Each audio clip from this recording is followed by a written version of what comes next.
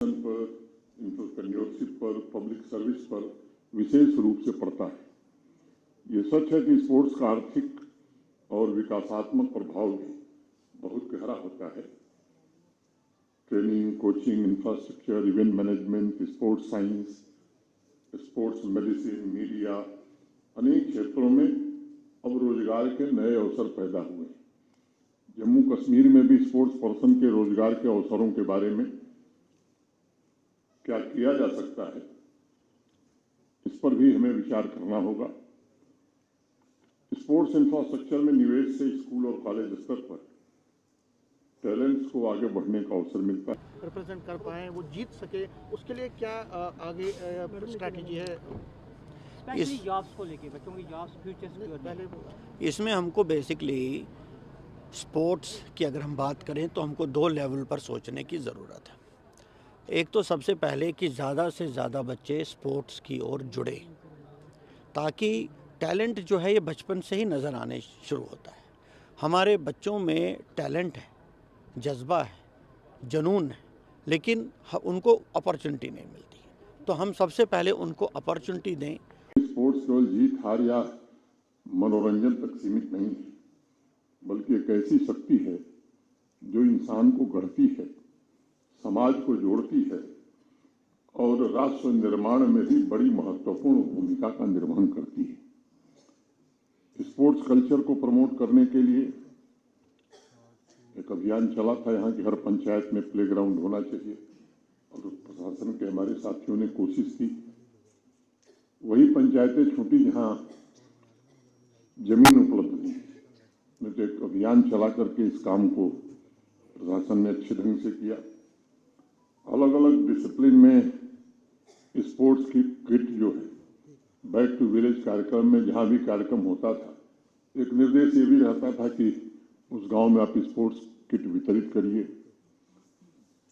और प्रधानमंत्री जी का जितना भी आभार व्यक्त किया जाए, PMDP, prime minister development plan के अंतर्गत स्पोर्ट्स इंफ्रास्ट्रक्चर के लिए जो बजट जम्मू कश्मीर को माननीय प्रधानमंत्री जी ने दिया, उसके कारण आज जम्मू कश्मीर के हर जिले में स्टेडियम भी है, और मोटा मोटी एक को छोड़ करके बाकी हर जिले में इंडोर स्टेडियम भी है।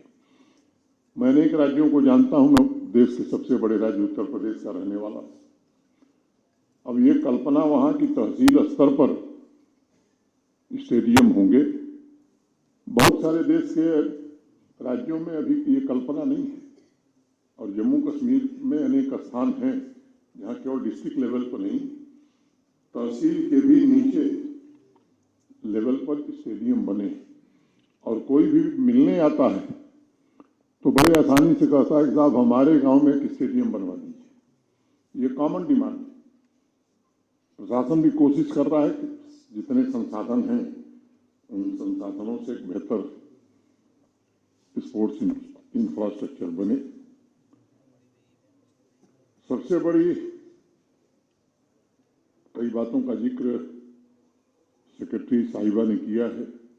माई यूथ माई प्राइड, हर दिन खेल, सभी के लिए खेल, अनेक अभियान पिछले कुछ वर्षों में चले हैं, और इन कार्यक्रमों के द्वारा बच्चों और युवाओं को भारी संख्या में स्पोर्ट्स एक्टिविटीज में पार्टिसिपेट करने का अवसर मिला है।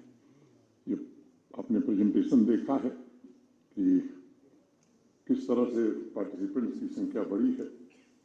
अब अनेक इस तरह के डे नाइट स्पोर्ट्स टूर्नामेंट वहाँ होने लगे जहाँ दिन में भी लोग जा नहीं सकते थे। बताया गया कि 2022 में जम्मू कश्मीर की स्पोर्ट्स पॉलिसी लॉन्च हुई ताकि एथलीट बेहतर प्रदर्शन कर सकें। बहुत सारी बातें उस पॉलिसी में कही गई हैं। निजी तौर पर मैं मानता हूं कि युवाओं के लिए स्पोर्ट्स जीवन की वह पाठशाला है जहां अनुशासन, मूल्य और नेतृत्व किताबों से नहीं बल्कि मैदान में कड़ी मेहनत, पसीने बहाकर अनुभव से सीखे जाते हैं। उसको किस तरह से आप आगे बढ़ा कॉमनवेल्थ में ज़्यादा से ज़्यादा जम्मू कश्मीर के बच्चे रिप्रेजेंट कर पाएँ, वो जीत सके, उसके लिए क्या आगे स्ट्रैटेजी है?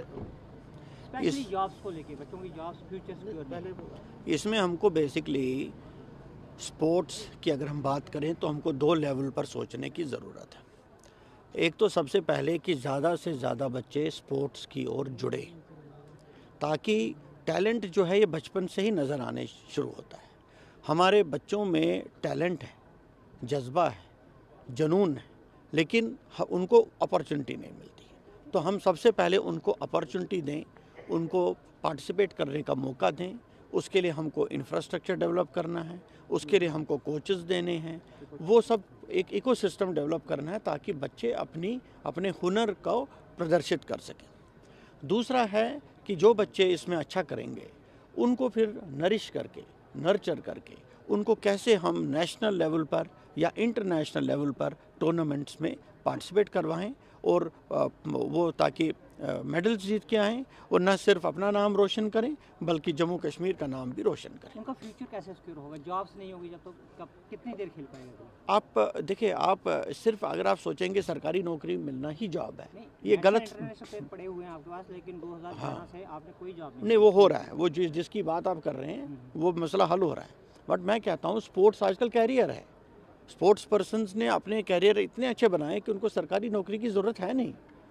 स्पोर्ट्स एक ऐसा इकोसिस्टम है जहाँ पर एंटरप्राइज की बहुत सारी पॉसिबिलिटीज़, हमको उस डायरेक्शन में सोचना है। कुछ नौकरियाँ जो मिलनी है वो भी मिलेंगी। सर, हम बाहर देखते हैं तो हिमाचल हमारा नज़दीक का एरिया है, हम पंजाब देखते हैं तो वहाँ हमारा नज़दीक का एरिया, वहाँ आईपीएल मैच हो रहे हैं, वहाँ बड़े बड़े इंटरनेशनल मैच हो रहे हैं। तो यहाँ जम्मू कश्मीर में हम कब देखेंगे? और मैंने ये सवाल पहले भी 3-4 साल पहले पूछा था, कब हम आईपीएल मैच देखें, कब यहाँ पर? देखिए, क्रिकेट ही सिर्फ एक खेल नहीं है जिसमें इंटरनेशनल या नेशनल लेवल के टूर्नामेंट्स होते हैं। यहाँ बहुत सारे ऐसे स्पोर्ट्स के सेक्टर्स हैं जहाँ यहाँ इंटरनेशनल इवेंट्स, नेशनल इवेंट्स हो रहे हैं। अभी हमारे पास कोई उस तरीके का क्रिकेट स्टेडियम नहीं है जहाँ, अब उस पर भी सोच चल रही है कि किस तरीके से डेवलप किया जाए, क्योंकि क्रिकेट स्टेडियम डेवलप करना गवर्नमेंट के बस की बात है कि नहीं है। क्या हमको इसमें बीसीसीआई या बाकी जो प्रोफेशनल एसोसिएशंस हैं उनसे बात करके उनको इनवाइट करके उनके सहयोग से बनाएं ताकि उसको फिर मेंटेन भी करना है, उसको चलाना भी। बच्चों को टूर्नामेंट्स बहुत बड़ी कम मिलती हैं, खेलने को बड़ी टूर्नामेंट्स कम मिलती हैं। कहाँ पर? जम्मू में जैसे यहाँ एसोसिएशन से वो डिस्ट्रिक्ट चैंपियनशिप ही नहीं करवाते। मुझे नहीं पता आप किस ज़माने की बात कर रहे हैं। यहाँ पर या ऐसा तो नहीं है, ऐसे बहुत सारे। इंफ्रास्ट्रक्चर जम्मू कश्मीर में काफी बूस्ट अप हुआ है, लेकिन कुछ त्रुटियां अभी भी बाकी बिल्कुल हैं। बहुत सारे हाँ। प्लेयर्स अभी भी हैं जो नेशनल इंटरनेशनल लेवल पर खेले तो हैं, लेकिन आज भी उन्हें कहीं ना कहीं वो फेड है। हाँ, इसीलिए हमको एक तो स्पोर्ट्स इंफ्रास्ट्रक्चर में जो त्रुटियां हैं उनको पूरा करना, जो कोचिंग की व्यवस्था है उसको ज़्यादा सुदृढ़ बनाना और इनके अपॉर्चुनिटीज़ इनको और मिलें उसके लिए भी मेहनत करना। इसी के लिए ये जो 2 दिन की नेशनल स्पोर्ट्स की कॉन्फ्रेंस हो रही है, तो इसमें ताकि हम एमिनेंट स्पोर्ट्स पर्सन से सुने कि किस किस चीज़ की हमको यहाँ कमी है और उसका पूरी तरह से विश्लेषण हो, आकलन हो और फिर हम एक स्पोर्ट्स का रोड मैप बनाएं जिस पर हम काम करें। अब जो खिलाड़ी है पहले जैसा सिचुएशन तो रहा नहीं है। पहले ये खिलाड़ी उनके खेलते थे, उनको रिकग्नाइजेशन नहीं मिलता था, जॉब्स नहीं मिलते थे, स्ट्रगल करते थे। अब अगर आप इंटरनेशनल में मेडल लेते हो तो आप स्टार बन जाते हो रातों रातों में। ठीक है, आपकी फाइनेंस सपोर्ट भी आ जाता है, जॉब भी आ जाता है और गवर्नमेंट सपोर्ट भी आ जाता है। तो हर बच्चे को खेलना चाहिए और सिर्फ इसके लिए भी नहीं है, जो हमारा युवा बच्चा जो है वो मेंटली इतनी स्ट्रॉन्ग नहीं है, छोटे छोटे बातों में डिप्रेशन में जा रहे हैं, सुसाइड कमिट कर लेते हैं, अपनी प्रॉब्लम्स को फेस नहीं कर पाते, फेलियर्स को हैंडल नहीं कर सकते। अगर कोई बच्चा खेलता है, खेल में आता है, तो वो फिजिकली तो स्ट्रॉन्ग होता ही है, वो मेंटली भी स्ट्रॉन्ग होता है, जिससे कि अगर कोई भी प्रॉब्लम में वो फंसता है एंड कोई फेलियर होता है तो उसको हैंडल करना भी साथ के साथ सीख जाता है।